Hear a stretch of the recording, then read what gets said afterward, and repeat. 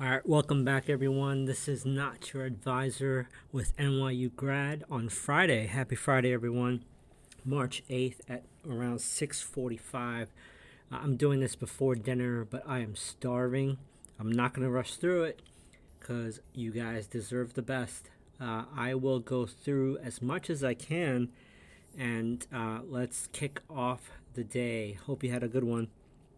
So, taking a look at breath with the D, we had 1,612 new highs. Is that right? Let me just refresh real quick my notes. Yes, that's correct. And 128 new lows. So when you take a look at breath in a vacuum, very bullish. Advancing, we had 44% and 51% declining. Looking at the 50-day moving average, 32% of stocks were below its 50-day moving average. Looking at the 200-day, we had about 32% below the 200-day. It's about on par with where we were yesterday, but that doesn't tell the whole story. As you know, I look at breath as one barometric reading. I would say as a whole, it was pretty bearish. Although the Dow was only down marginally at down 68 points, the Nasdaq closed at its lows down 188 points or 1.16%. The S&P closed at its low down 33 points or 0.65%. Nothing to cry about. Not a big deal unless you bottom tick the top tick of the day. But pretty much after about 11 o'clock, there was a sell-off in the risk assets or the risk areas of the pool. Let me go through some mega cap names. You had Microsoft down 0.71%, Nvidia down 5.55%. Oh my God, hide the children.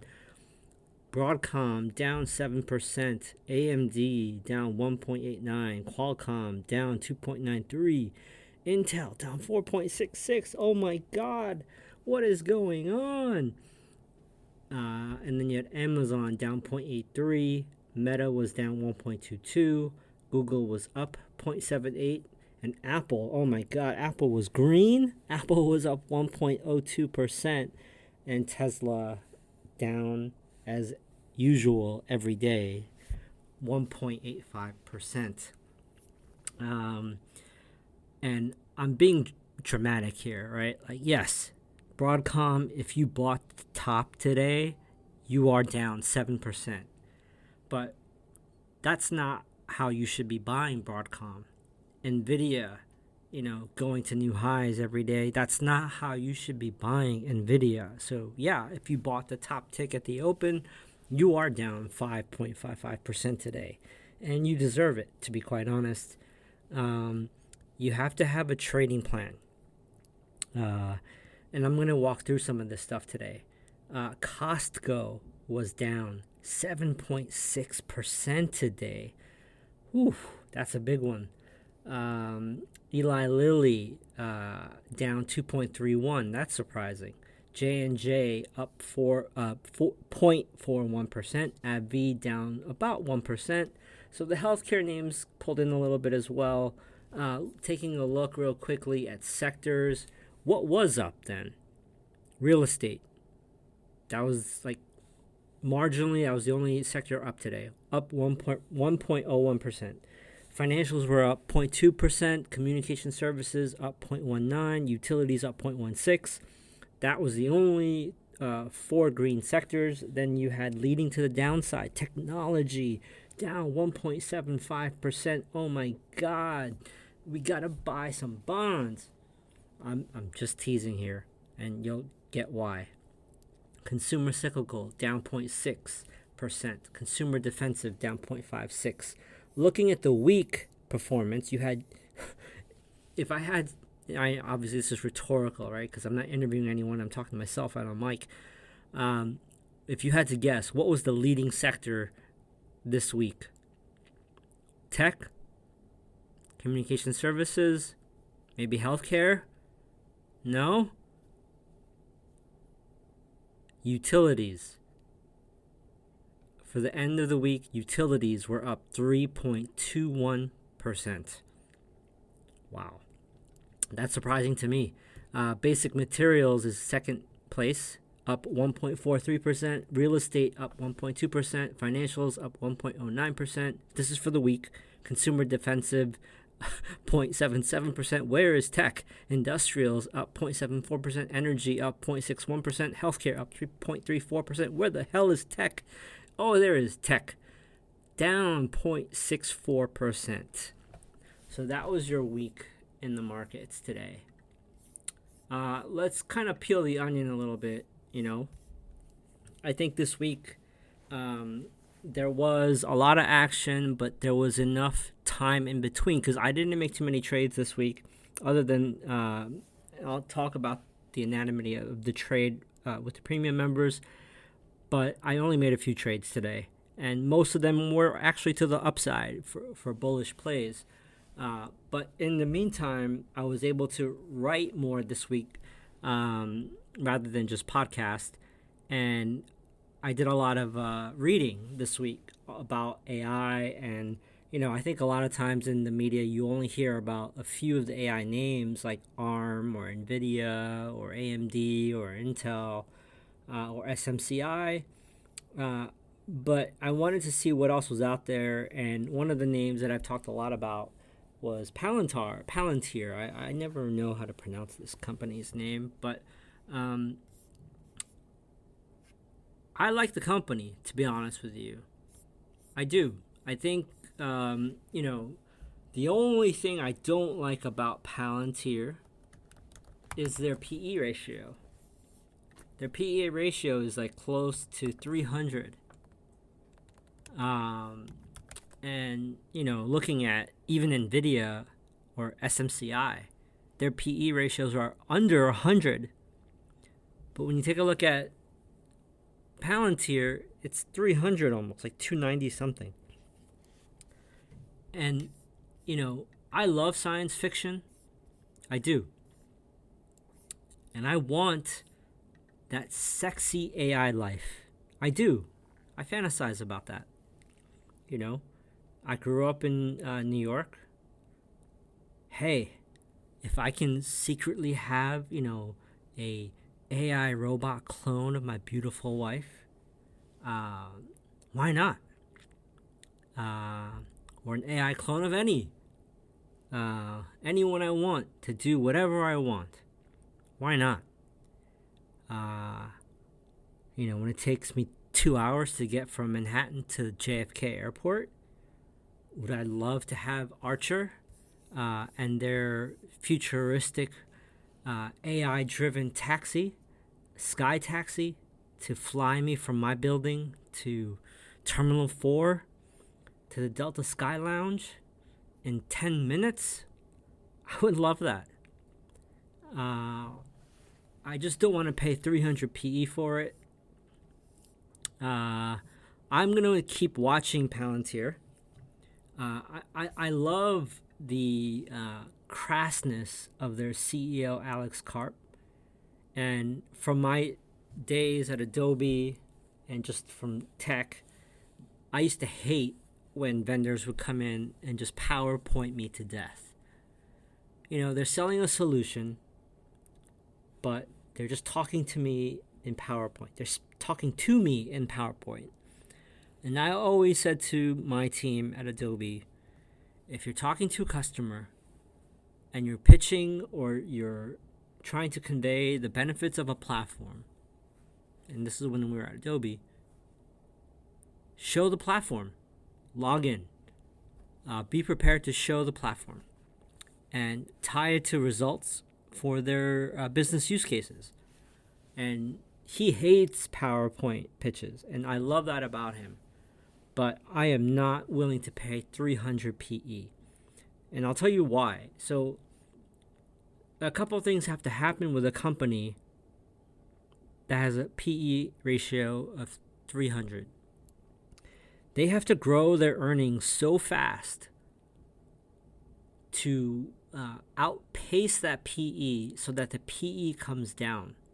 So in order to grow their earnings that fast, they have to grow their sales that fast. And I think, they have all the ingredients to do it. But until they do it, you are betting that they will do it, right? And they're a smaller company, right? So they're nimble and they might be able to do it. But why overpay for that when you have companies like NVIDIA that are trading for under 100 PE and everyone in the world is buying them, right? Because you can have a company that's 300 PE, but if you don't have the liquidity of an NVIDIA or an Apple or a Tesla or, a Meta, it's hard to invest long term in a company with a 300 PE unless you have some insider information, or you're an employee and you have stock options. It's just tough, right? Because there's a lot of black swan events that could happen, whether to the upside, like the government contracts, or to the downside. If you put a gun to my head and ask me what PE would I be willing to pay for Palantir at this stage in their life cycle of a company, hyper growth, they're willing to do whatever it takes to grow,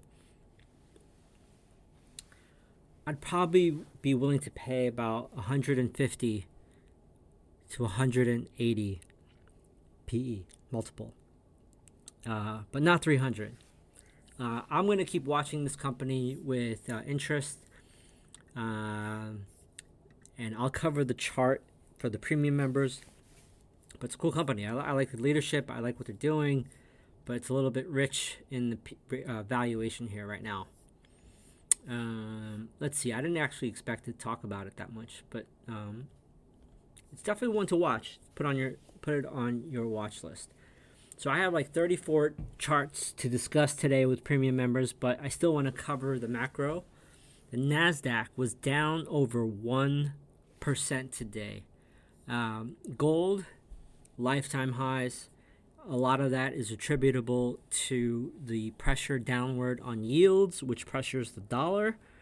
If you take a look at any of the currency pairs, yen, euro, British pound, they're all higher than the dollar right now. So there's a sell-off in the dollar, there's sell-off in yields, and that should be a tailwind in the sales of bulls. However, we had a little bit of selling today in the most important sector of the market, which is the semiconductors.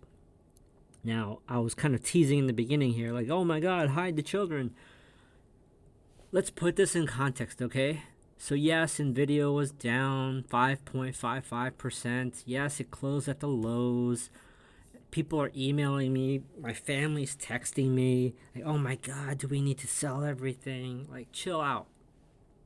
Chill the F out. I hope you didn't top ticket today, right? Because there was no setup to buy it. So you shouldn't have bought the top tick. If you're listening to my podcast regularly and follow me, there was no buy setup. But if you bought it the correct way, you'd be up like 50% to 80%. And there's nothing really to worry about. And yeah, it's down 5.55% today. It finished at its low. But the 1 month performance of NVIDIA is up 33%. The 6 month performance is up 124%. Year to date is up 86%. The 52-week performance is 295%. The 2-year performance is 716%. The 5-year performance is 2,695%. So just chill out. It needs to breathe. All right, fine, NYU grad. When should I be worried? When should I sell my NVIDIA? Right? when NVIDIA breaks the 50-day moving average to the downside, you email me or text me or DM me and say, oh crap, I gotta sell NVIDIA. Until then, there's really nothing to worry about. And there's actually a lot of room to go to get to the 50-day. If you bought right, even if it goes down to the 50-day, you'll be booking a gain. And I'll go through this with the premium members as well. But it's really nothing to worry about yet. We had a sell-off, big shit. Put on your big boy or big girl pants and there'll be another Monday. What else stood out to me today? So, yeah, New York Community Bank, they were down pretty hard, which I don't really give a crap. Right? I hope they go bankrupt, to be quite honest with you.